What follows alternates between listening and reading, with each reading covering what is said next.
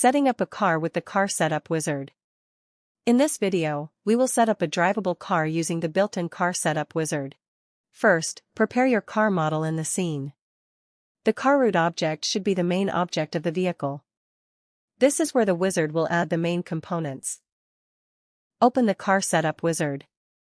In Unity, open Tools, Resus 13, Vehicle Controller, Car Setup Wizard. This opens the setup window for creating a drivable car. In the car root field, assign the main root object of your vehicle. Make sure you assign the vehicle root, not the body mesh and not one of the child objects.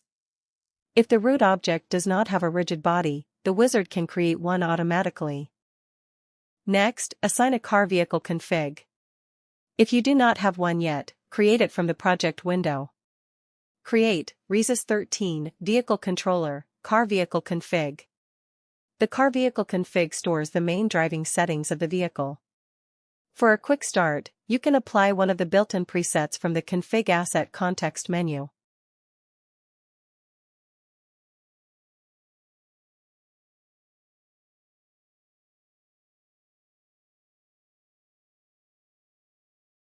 After assigning the car root and car config, drag and drop your vision wheels to necessary fields.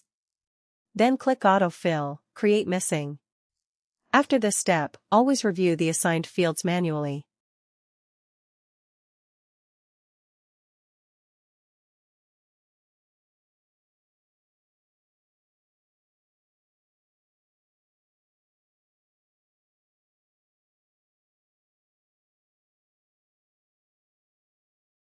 Select the car root object. You should see these components: rigid body, car controller, vehicle input provider. In the car controller, confirm that these fields are assigned. And other components that you can use with your game. Make sure car input config is assigned. This is needed to drive your car. Also add vehicle follow camera to your scene and configure it to your needs. Test your car in play mode.